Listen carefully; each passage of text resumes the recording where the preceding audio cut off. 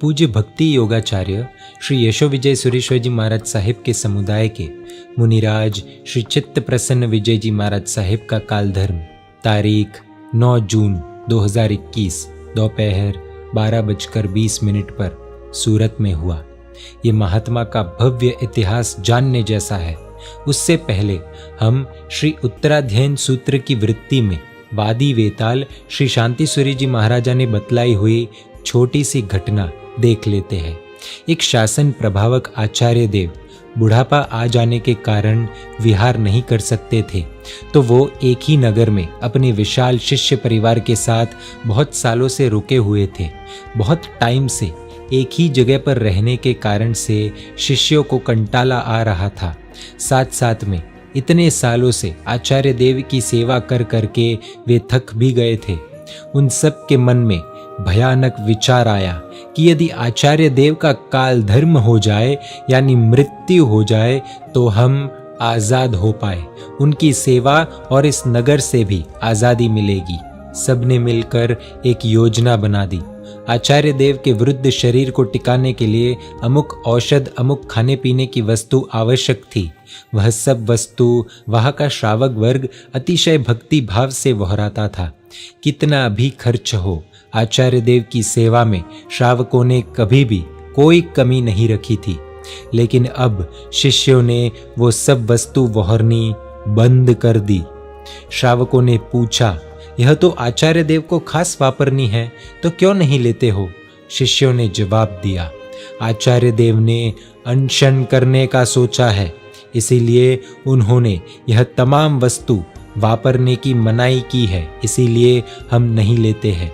एक तरफ श्रावकों को झूठ बोला, दूसरी तरफ जब आचार्य देव ने पूछा कि वो औषध क्यों नहीं लाए, वो खाने पीने की वस्तु क्यों नहीं लाए, तब शिष्यों ने वहां भी झूठ बोला कि श्रावकों को अब भक्ति भाव नहीं है।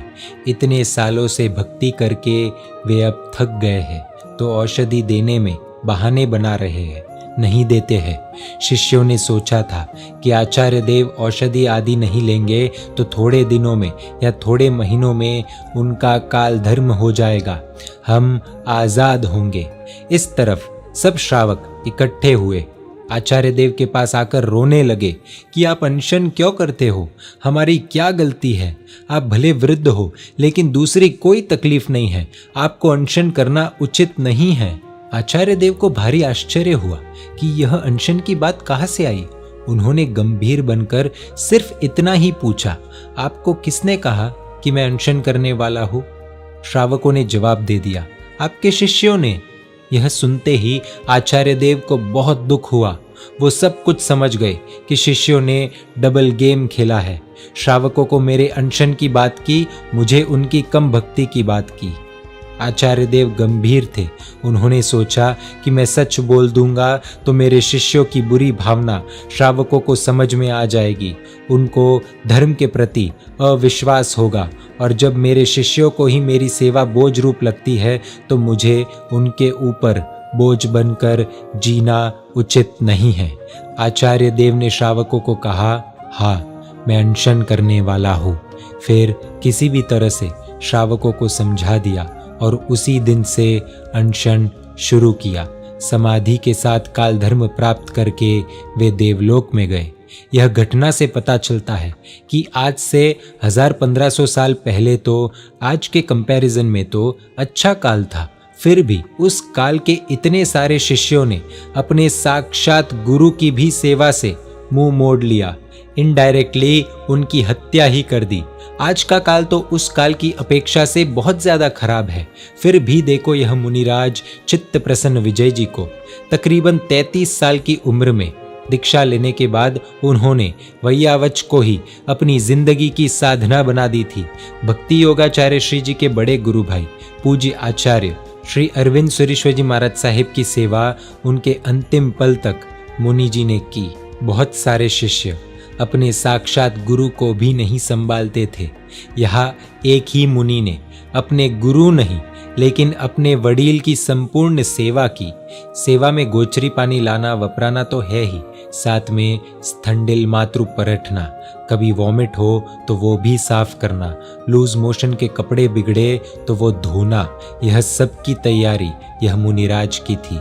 आचार्य देव श्री अरविंद सुरीश्वर महाराज साहेब मुनि चित्त प्रसन्न विजय जी महाराज साहिब की सेवा से इतने खुश थे कि एक दिन उनके मुंह में से अपने आप ही आशीर्वाद के रूप में शब्द निकल पड़े, चित्त प्रसन्न, तू तो मेरे से पहले मोक्ष में जाएगा।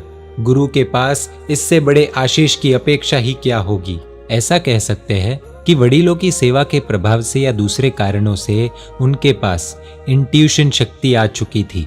शायद इसीलिए वह बहुत समय पहले कह चुके थे कि मेरा आयुष्य 50 से ज्यादा नहीं है, और 48 साल की उम्र में ही उनका कालधर्म हो गया। मुनिराज का संसारी नाम दीपक था। राजस्थान के कालंदरी गांव में उनका जन्म हुआ था। बचपन में ही मां चल बसी थी। दीपक सबसे छोटा था, इसीलिए सबका लाडला भी था। जब दीपक छोटा था तब गांव में भक्ति योगाचार्य जी का चातुर्मास हुआ था। उनकी गोद में खेलने का मौका मिला था दीपक को। संयम के संस्कार गिरे। आखिर उन्होंने बड़े होकर संयम की बात की, तब पिताजी ने मना किया, कारण दीपक दुबला पतला था और लड़का तो था ही। पिताजी ने बाकरा गांव की लड़की रीमा के साथ दीपक की शादी करवाई। खुशी की बात यह थी कि रीमा खुद ही मुमुक्षु जैसी ही थी। शादी करके घर पर आए, उसी रात को दोनों ने साथ में प्रतिक्रमण किया और दीपक ने रीमा को पहली रात को ही सरप्राइज गिफ्ट दिया। वो गिफ्ट था ओघा, रजोहरण। यह सूचन था कि हम दोनों को दीक्षा ही लेनी है। 8 साल संसार में रहे, एक ही रूम में रहे, फिर भी सगे भाई बहन की तरह रहे। एकांत है, अंधकार है, युवानी है, पति पत्नी होने के कारण से हक भी बनता है, फिर भी 8 साल में राग भाव से रीमा को छुआ भी नहीं, ब्रह्मचर्य का पालन किया। यह था उनका वैराग्य। संपत्ति थी, रूप था, सब कुछ था, लेकिन वो सब कुछ को पचाने की पाचन शक्ति भी थी, जिसका नाम है वैराग्य।